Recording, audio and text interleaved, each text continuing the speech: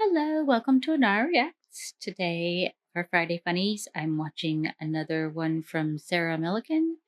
This one called The Problem with Being Too Relaxed. So let's see what that problem is. But I've been trying to relax a bit. I'm not very good at relaxing. I took the opportunity when I moved into the house to buy myself some new pyjamas. I normally save that luxury for Christmas. Does anybody else get new pyjamas at Christmas? Yeah. So I brought it forward by a month when I moved into the house, and I went off to Marks and Spencer's. I don't know if you know this, but Marks and Spencer's don't really sell pyjamas anymore. They sell stay-at-home leisure wear.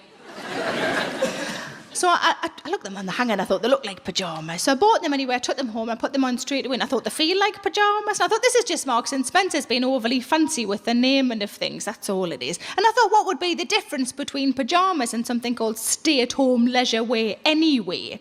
And then I went to do the dishes. I stood in front of the kitchen sink and I went to roll my sleeves up, and the cuffs on the stay-at-home leisure wear were so tight that I couldn't roll my sleeves up. So I couldn't do the dishes.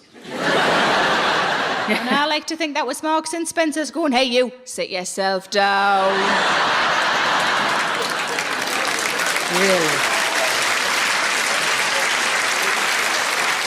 With any luck, the 90s will be flammable and I'll get out the fucking cooking and all. But I think you can't be too relaxed. I think it's possible to be too relaxed because I think the filter that's between your brain and your mouth is there for a reason. I went for massages with a friend of mine. We came out afterwards, got in the car to go home. I was driving, she was in the passenger seat.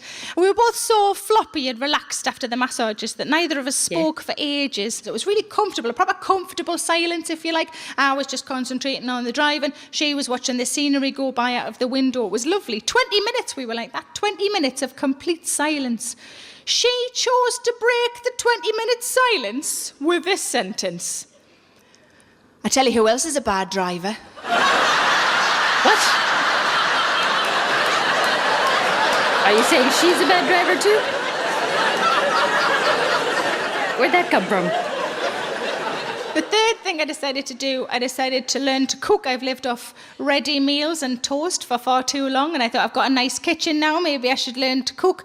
And I'm learning, it's going quite well. I don't always know the right words for things. I couldn't remember the word marinate recently when I was trying to describe a recipe to my friend that I'd had a go of. I said, look, then you get the chicken, it's dead straightforward. Get the chicken, you put some olive oil on it. Then you get some lemon thyme, you put that in with it, and you cover it and leave it in the fridge overnight to fester. Yeah, fester's not exactly an appetizing word. But I was in a cafe a few months ago with one of my friends. She's the sort of person who prefers savoury over sweet. I don't really know why we're still friends. It's nice enough. She ordered a carrot cake, and I always think a carrot cake is such an abomination of a cake. It's like it's got veg in it. Fuck off. Some people choose to put dates and nuts in it. You're just removing all of the cake aspects. What you've got there is a shitty pasty.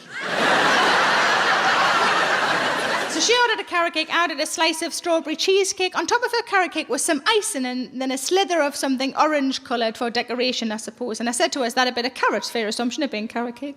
And she had a little nibble of it and she went, no, it's not carrot. I said, is it orange then? She said, no, it's not orange. What is it? So, well, I'm all out of orange-coloured things. Unless it's the tail of a goldfish, I've got no idea. She had another nibble of it and she said, I think it's apricot. I said, oh, I can't have apricot. She said, why not? I said, I'm allergic to it. She said, ooh, what happens to you? You have an allergic reaction? I get the shits. And she said, is it really bad? I said, oh, yeah, it was like a chocolate fountain down there. Ew.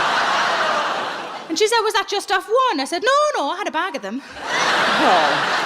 She said, how many was in the bag? I said, I don't know, maybe 40? That's a lot of apricots. As I was telling her that I realised I'm not allergic to apricots. I'm allergic to 40 apricots. Who eats that many? But I was on holiday with my sister last year, and I don't get to see my sister often enough, and it was lovely to have a week together, just the two of us. It was really nice. And at the end of the week, she said something to me that I'll always hold dear. She said, it wasn't until I spent a week with you